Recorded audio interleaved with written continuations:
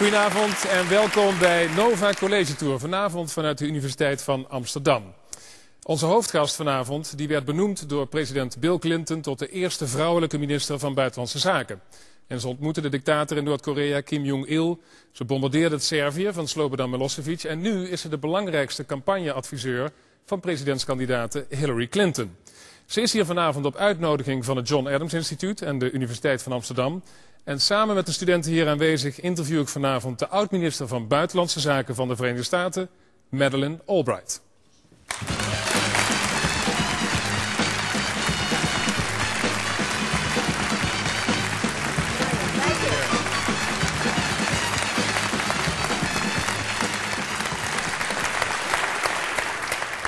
Welcome, Madam Secretary.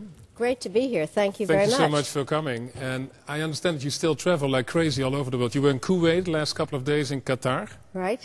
When you wake up in the morning, do you know where you are? Not always, and I sometimes fall out of bed because I'm sleeping on the wrong side. Let me ask you, when is the last time you called, or maybe she called you, Hillary Clinton? I talked to her just before I left, beginning of last week. We talk relatively frequently, but she has a lot more important things to do than to talk to me. Is she panicked? Is she nervous about her prospects? No, she's working very hard. She's very, very determined, and she always has been, and very focused, and so she's just moving on. And in a difficult phase of these elections. Well, it's a very interesting election, and a lot of things are going on, and so as everybody's explained, there are a lot of ups and downs, and it's an exciting and different election. I think it's terrific because so many people are involved, and there's a great deal of excitement about it. There are lots and lots of new voters, and I think everybody feels good about that. We'll talk more about the elections, but first let's talk about you. You wrote a new book. We'll talk about that as well. First of all, 70 years ago you were born in Prague, in Europe. Thank you for telling that to everybody. It's basically the biggest insult you can make, I think, to an American woman to tell her age, isn't it? No, I always say that I was born sometime between the invention of the BlackBerry and the discovery of fire. We can still add it. Okay, you were born in Prague a couple of years ago. Yeah. And your parents fled from the Nazis and from the communists, and you came in the United States. How improbable was it for you as a woman to be the first Secretary of State? Totally improbable. I mean, first of all, as you point out, I wasn't born in the United States. We came when I was 11 years old. I always loved the idea of international relations. I had wanted actually to be a foreign correspondent. And then I got involved in getting a PhD and being an academic. And so there are lots of people who thought I had always, from the minute I was born, decided I was going to be Secretary of State. But it had never occurred to me. And also because I'd never seen a Secretary of State in a skirt. And so I didn't think it was possible to be a woman and Secretary of State. Who was the first one who asked you for the job? The first one, President Clinton. I thought it was his wife, Hillary. No, she might have done something in the background. She did, didn't she? Well, that's what President Clinton said. What did she tell you? What he said was that there were a number of choices of people, and that she had said to him, "Why wouldn't you choose Madeleine? She is the one that expresses your views the best on issues to do with foreign policy. And besides, wouldn't it be exciting to be the person that does a historic first and names the first woman Secretary of State?" So I'm very grateful to both of them. But essentially it was Hillary who promoted you as the Secretary of State. She was the first one. That's probably true. Absolutely, right. Yes. We have at least half of this audience here is young women, students. What would you advise them? How, if you want to have a career, maybe like yours or another career, what is the best advice for ambition, for example? Well, the best and only advice is really that you do have to work hard, and frankly, you have to work at least twice as hard as men. There is no room for mediocre women. There seems to be plenty of room for mediocre men. All right. So how difficult was it for you to work with all these mediocre men? No, well, I somehow survived. But I think that the advice I really do give is that it takes a lot of work and a lot of determination and the ability, frankly, to make the most of every opportunity. I had a lot of jobs that didn't seem to make any sense in terms of my career pattern, but I met a lot of people. I tried to always finish what I started, and worked very hard. But a piece of advice I have for young women and older women is to always to be clear about what you're going to say, and if nobody's listening to you, then interrupt. That is my advice. And scream loudly, maybe, sometimes? Well, at least be clear about speaking up of what you believe in. Yeah. Do you know why this happened? Yeah. I made a bet with that gentleman who was the ambassador from Botswana, that if we won the election in 1996, that I would do the Macarena on the floor of the Security Council. So we won. I had to live up to it. And but I've lost weight, right? Absolutely. And he's a good dancer as well. Yeah, we had a lot of fun. Yeah.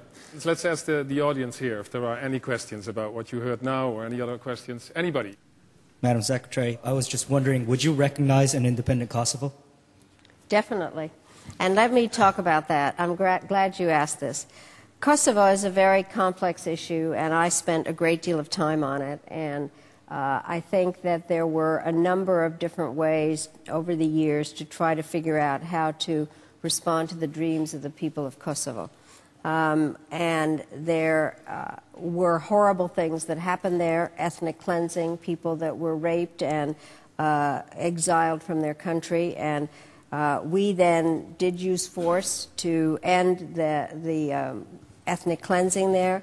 And for a number of years, Kosovo was under the auspices of the United Nations, and there were ideas for developing a way that they could have a sense of autonomy, some sense of independence, that was developed by the former president of Finland, Ahtisaari.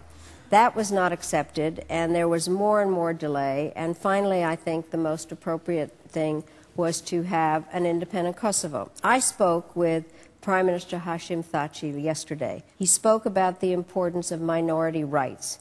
I think it's going to be very important for Kosovo to show that they can live with the Serbs and the Roma and various other groups that are in Kosovo to show minority rights. It's a subject we talked about on the phone yesterday, but I am very proud of what the United States and NATO, with Dutch help, did in Kosovo, and they are grateful to all of us. And so, yes, I would recognize an independent Kosovo. Do you miss all the perks that came with your job? So the limo, the plane, the power? Well, I miss the power.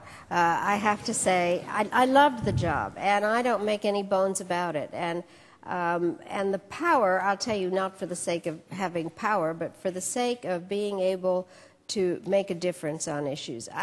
It's very hard to describe what it is like to be one of the small number of people that have it in their capacity to influence how American power is used. I think it's interesting, you know, there certainly were a lot of perks, and it was easier to have my own plane than be delayed somewhere, and I didn't have to get undressed in front of everybody when I traveled. But I think that the most important thing, I don't ever make any bones about the fact that I loved being Secretary of State. And a lot of people say when the jobs are over, I'm so glad it's over, I'm so tired. I think those people are lying, because I think that if you have these kinds of jobs and you like public service and you think you can make a difference, then you're sorry it's over. So how difficult was it the last 8 years when you saw what happened to the world since you were out of the State Department? It was hard, because a lot of the things that we cared about, that I worked on, went in an opposite direction. And it's very hard, frankly. I worked until noon of inaugural day, January 20th. Then all of a sudden, then you leave, and not only are you, it's very bizarre, actually. You're surrounded by all kinds of security people and limos and stuff, and then they dump you at home, and that's that. But basically, you have to turn over issues that you worked on very, very hard. Let's talk about the elections. If you want to take a glass of water. Yeah. It's, everybody knows, the presidential election year, and your party, the Democratic Party, has two extraordinary candidates, Hillary Clinton, who you are rooting for, and Barack Obama. Why did you choose for Hillary? Because she chose for you as Secretary of State? Well, I think there are people who think that's the only reason. It is not the only reason. I obviously know her very well, and I have made clear my gratitude to her long before she ever figured out she was going to run for president. But I have chosen her because I think what my book does is basically outline how difficult the next presidency is going to be.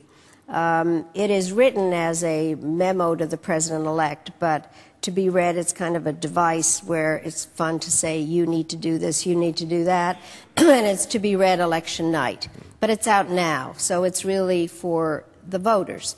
And in order to show how really difficult it's going to be, what the issues are, and that we're going to need a president who really has a lot of experience in terms of dealing with foreign leaders, having traveled a great deal, dealing with a whole host of issues in other countries. And then I know that it's kind of very chic at the moment to say you don't want Washington experience. You can't get anything done if you don't have Washington experience. Talking about Hillary then, because she is the... Well, she has a lot of experience. Are you interested to see how this crowd here would vote, if they could? I have a feeling I know, but... Yeah, I have no idea. No, let's see how they would vote. Yeah. Shall we start Republican Party, John McCain, who is the only serious candidate, I would say. Right. Who would vote for John McCain in this hall here? 1, 2, 3, 4, 5, 6. Okay. Hillary Clinton. Almost half, maybe. I don't know. I'm not. What do you think? At least 2/3. Okay, Barack Obama then now. It's about even, actually. It's about the situation in your country, isn't it? Very interesting. Yeah. You thought it would be different. Well, I'll tell you what I find interesting about it, because what's happened in the U.S., and I have mixed feelings about this, I have to say. I am very, very excited to see young people involved in the campaign. And they are rooting for Barack Obama. I am a professor, they are, and so as I look out, there are a lot of young people. And I think it's great. I went to the Iowa caucuses, I've never done this before, and I was amazed. There was a gymnasium a little bit bigger than this, and 4 years ago there were 90 people who came to that caucus. This year there were 719 in the same room. And it's an example of the excitement about it. And so I credit Barack Obama for a lot of that and the excitement of it. I do think, however, that Hillary Clinton does many things in terms of having that Washington experience. For instance, if we want to have a new climate change treaty, it's fine if the administration negotiates it, but unless the Senate ratifies it, it won't happen. So you need somebody that really knows how to work that part of the system, and Hillary knows how to do that. She also is a revolution. You think he couldn't do it, Obama? He hasn't had the kind of experience, but shall I tell you what? I have made a vow to myself that I will not criticize other candidates. I didn't do it when there were more of them, and I'm not going to do it now. I am going to say, though, that I think Hillary Clinton could do it, and also she will present a revolutionary change. A woman president of the United States is a big change, and so I think she's both change and experience, and I think she'd be a terrific president. Let's have a look at the campaign as we have seen it till now. When I am the nominee, I will offer a clear choice. John McCain won't be able to say that I ever supported this war in Iraq because I opposed it from the start. I see an America where we finally have comprehensive immigration reform with a path to earned legalization.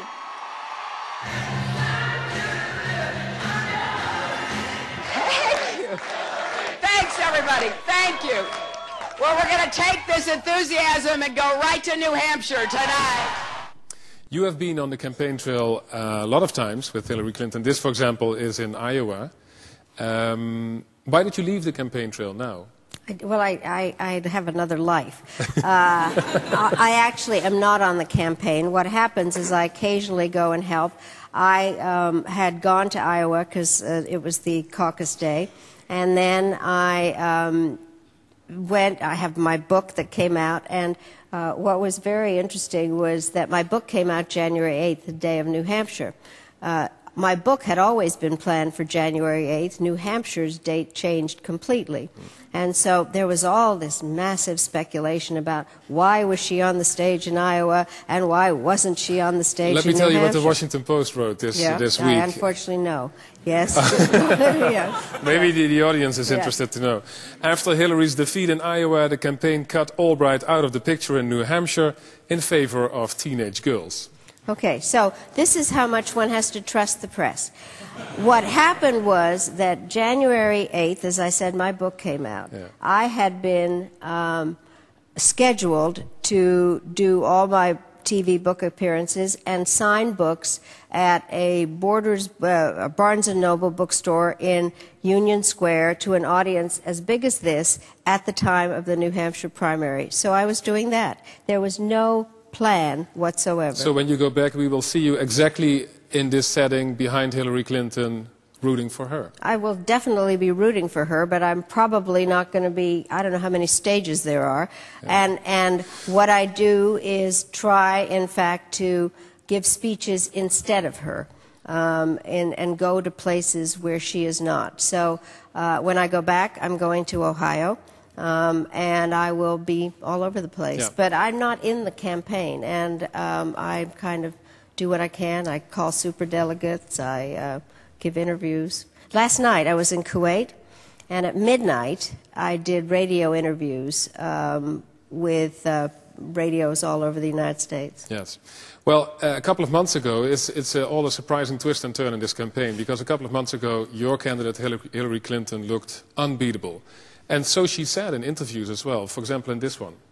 If it's not you, how disappointed will you be? Well, it will be me, but of course I'm ready to support the Democratic nominee, whoever it is. I know that you're confident it's going to be you, but there is a possibility it won't be. And clearly you have considered that possibility. No, I haven't. Well, you know what's interesting? Sounds a bit arrogant to me. No, I think it sounds, if you're going to get up every day and go out there and campaign and tell people that you're the best candidate and you're experienced, then you can't go and say, I'm so sorry, I think I might lose, but would you please vote for me? I think you have to have the sense that you are the best candidate and that you have the confidence to go forward. I want a president who has that kind of confidence. And I bet you that if they interviewed any of the other two candidates, they say they're going to be president. And it's one of those things that, you know, you vote for yourself, and you decide that you, in order to get up and do this, I think you have to have that kind of confidence. Wasn't there a sense of entitlement? No, definitely not. And that is one of the things I think that people said about her, which I think is unfair. The press was saying that, but she never felt that. The press? Well, I blame the press a lot. I do. Yeah, you do. But that's strange, because your country, at least many people, well, let's have a look. Many people feel energized by what is happening to Barack Obama. It was a creed written into the founding documents that declared the destiny of a nation. Yes, we can. It was whispered by slaves and abolitionists as they blazed the trail toward freedom. Yes, we can. Yes, we can. It was sung by immigrants. So this is a clip made by people who were inspired by his campaign. And the answer of Hillary Clinton, she made a clip as well. I don't know if you have seen it already. We saw it this week, and it looks like this. Period of like 2-3 weeks, we were maybe the hottest band around. Suddenly there's this huge audience, everybody's crammed against the wall. Hillary takes the stage. The crowd went nuts. Changed everything. Everything. The reaction was just phenomenal. Some people called it the comeback of the guitar solo. She gave us an edge. The blogs were going crazy. You have this crucial member that you know musically, this is the reason we're going to be the biggest band in the world. It was like a really magical time for us as a group. It really was. But it couldn't last. I couldn't believe it. Immediately, I called Lance and I said, "Dude, Hillary just quit the band." I was like, "Why?" And he goes, "Hillary's running for president."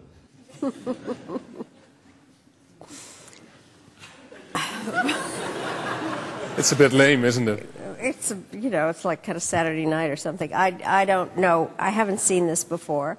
But I do think that it's kind of, you know, I do think we need a little humor in this campaign. Absolutely, especially in this clip. With this, you know. Let's ask the audience what they have many questions about the elections.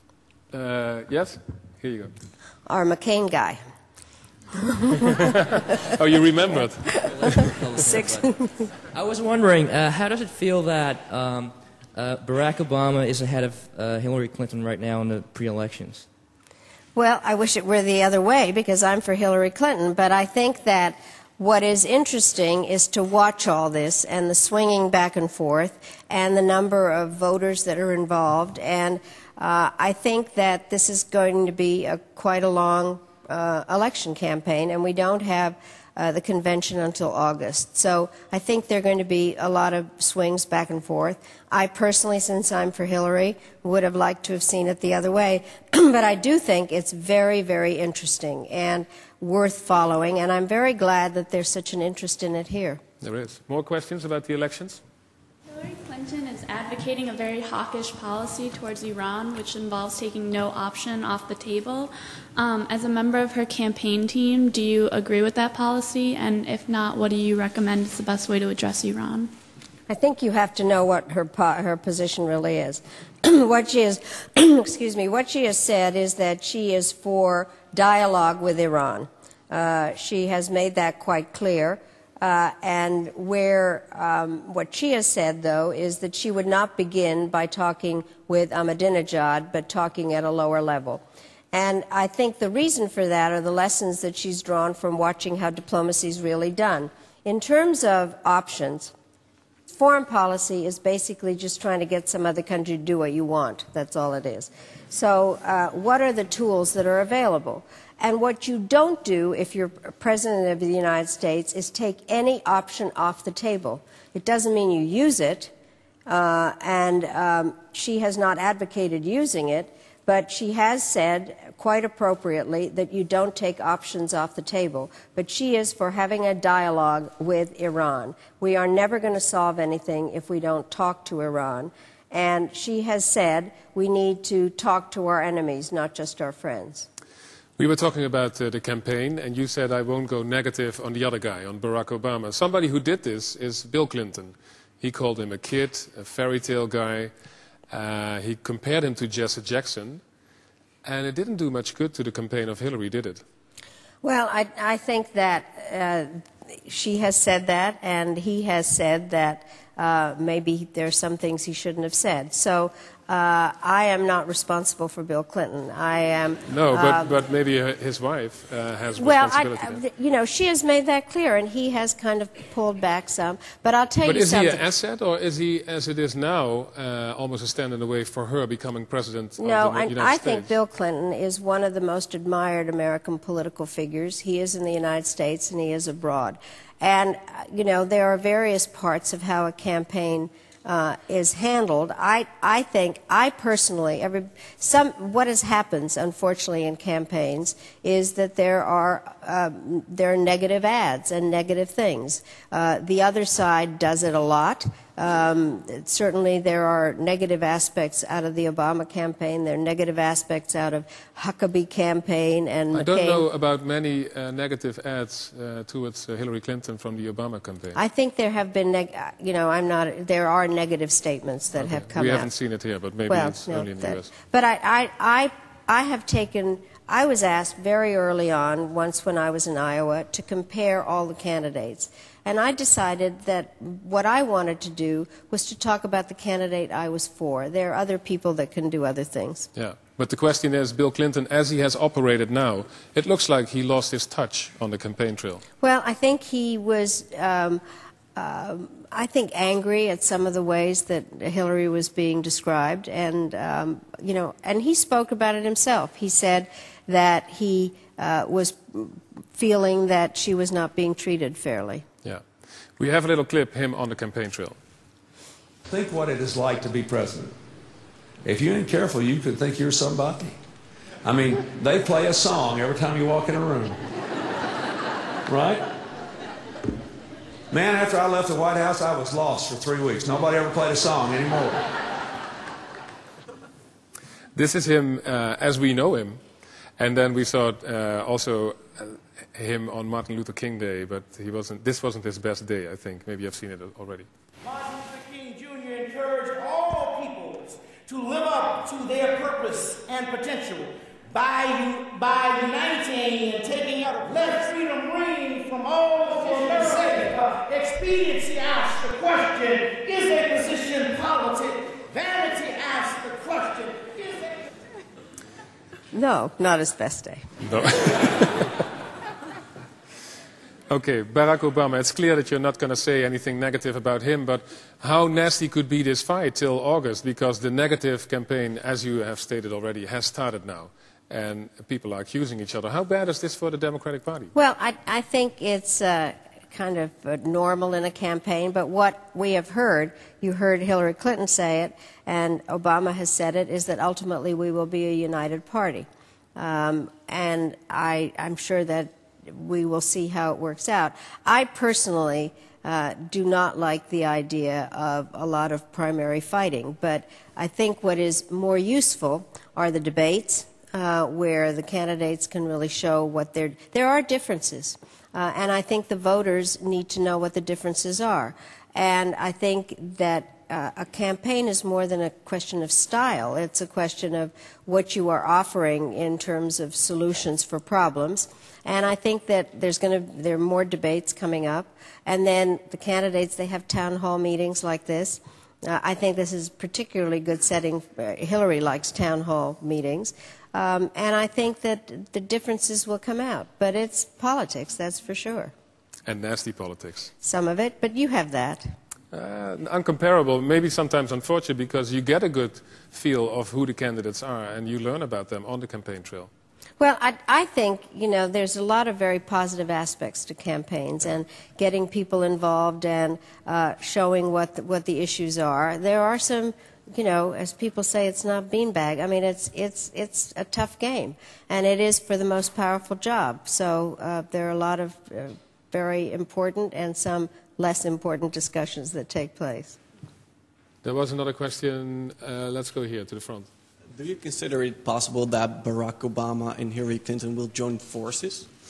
That if Hillary gets a nomination, that she will pick Obama as a running mate? I really don't know. I do know that at the last debate, when they were talking and actually talking to each other, people thought that it looked like a very good ticket. But we're a long way from there. They gave each other the hug. That's yeah, after they had not. But I think that it's a long way from that.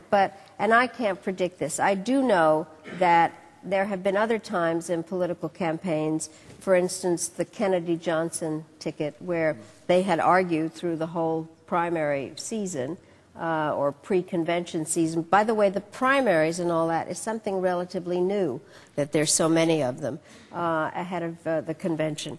But then they got on the same ticket. But it is very hard to predict that at this point. It would be the best way to unify the Democratic Party again, well, right? You know. Can I try maybe by, what about you personally? What would you think about this ticket? Well, I personally, I think it looks like a very good ticket. But, you know, there are lots of very different aspects to things and a lot of decisions that go into how you choose the ticket. But you personally would like to see them together? Well, I think for me, I have to say this. I think America is a remarkable country. And the fact that at this point, history will be made by either a woman or an African American being President of the United States is a huge statement. And what could be better than to have them together? Well, I think it presents a great picture. But what it is I cannot tell you how complicated that decision is, and all the different factors that go into it, and all the various aspects of geographical location, or do you have a governor, and all those different issues. So there's no way to predict that. One more question. Madam Secretary, I actually had a question about Iraq and the proposed timetables that each of the candidates have given. Do you think it's a good idea to give a timetable for Iraq, or do you think it's better to just wait and see what happens? I think that it is important to indicate that we will not be there permanently, or to make statements the way Senator McCain has, like we might have to be there 100 years, or President Bush beginning to work out some kind of permanent arrangements without saying that it might be a treaty that has to be dealt with in Congress. So, and I think that there needs to be an indication that we want this to end. I personally feel, and this happened to us in Bosnia. In Bosnia, there was pressure for us to get out, and we said we'd be out in 1 year. And we couldn't meet the year deadline, and so we undercut our credibility. And so I think that it probably is better to say we need to leave. We will begin the process. And the process of getting out will not be simple. Again, I'm so glad I have just been in the Middle East, because I could see again, how complicated it's going to be to get out, and how long it takes to get the forces out and the equipment out and deal with the refugees. And so I think the process has to begin. But I personally am not for deadlines, because it's very hard if you don't meet them. What happens to your credibility afterwards? You write in your book about President Bush and the war in Iraq, and the fact that it made you mad, the way this all started. Is that the main thing of Team Bush that you are irritated by or angry by? Well, I think that it is the central issue, because I have written in this book and the previous book that I wrote that I'm afraid that Iraq will go down in history as the greatest disaster in American foreign policy, which means that I think it's worse than Vietnam. Not in the number of Americans who died or Vietnamese versus Iraqis, but in terms of its unintended consequences.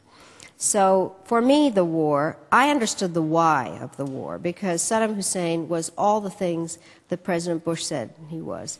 And I said the same things, and I actually said them for 8 years. But I did not believe that Iraq was an imminent threat. And the people that hit us on 9/11 had come out of Afghanistan. And I believed that we should be paying attention to Afghanistan. And so there was no link between al-Qaeda, Osama bin Laden, and Saddam Hussein. So I understood the why, but I didn't understand why then. And I didn't understand what next, because everything that I read or was told indicated that they had no really good post-invasion plan. And so the unintended consequences of that war, which are among the most serious the rise of Iran and chaos in various parts as refugees flow out of Iraq, are going to create huge problems for the United States. And so I think that my book has the subtitle of How to Restore America's Reputation and Leadership, and it has been really damaged by Iraq. And I bet you if sometimes you are more hated than Muslim countries or Muslim dictators. Yes, according to some surveys, people think we're the most dangerous country in the world. And I bet you if we ask this audience, older people here, there may be a few somewhere, if you were to ask them what they think, what are the words identified with the U.S., they might say Omaha Beach or the Marshall Plan. This age group might say Abu Ghraib and Guantanamo. And it's for that reason that I think that the war in Iraq is the poisonous aspect of how people feel about the United States. Let's have a look how that went about. My fellow Americans, major combat operations in Iraq have ended. In the Battle of Iraq, the United States and our allies have prevailed.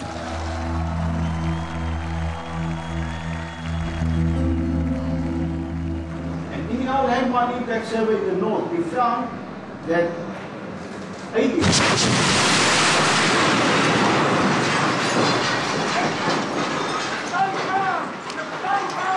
الله أكبر إيه الله صل على سيدنا محمد.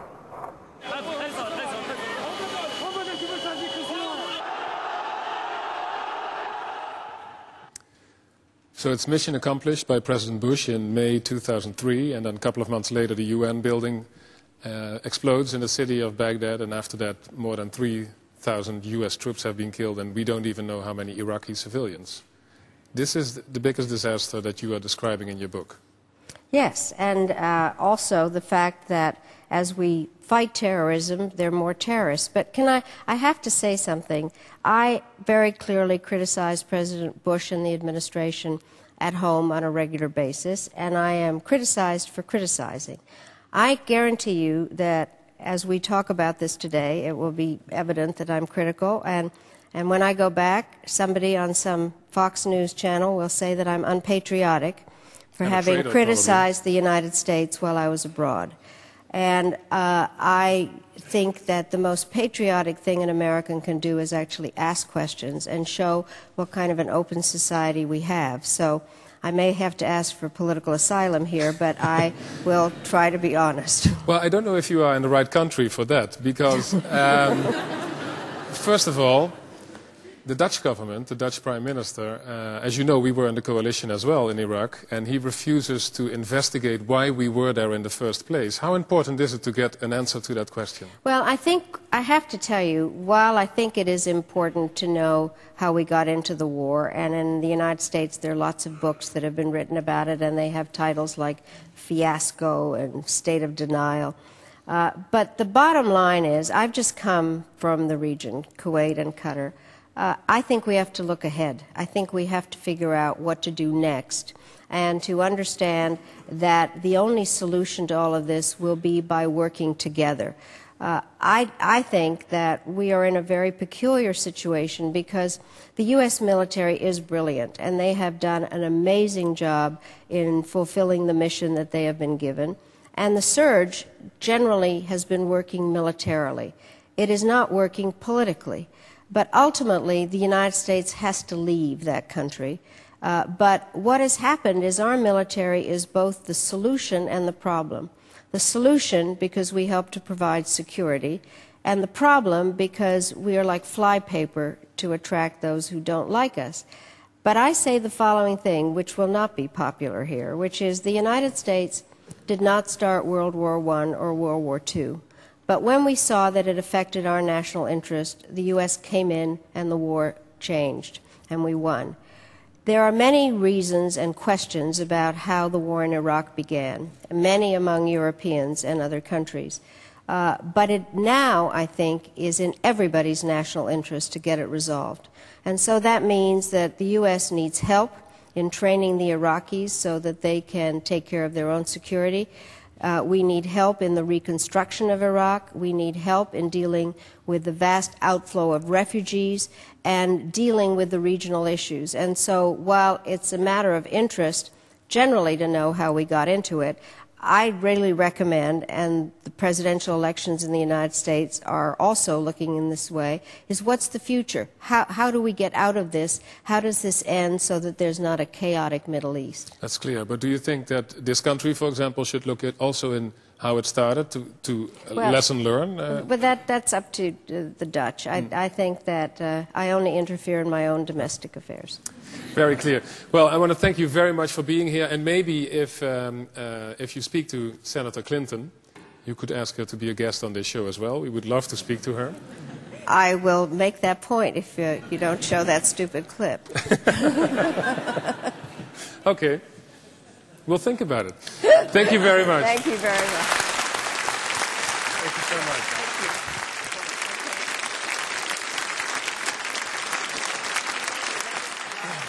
Dit was de college-tour vanavond met de oud-minister van Buitenlandse Zaken, Madeleine Albright. Dank u heel erg voor het komen.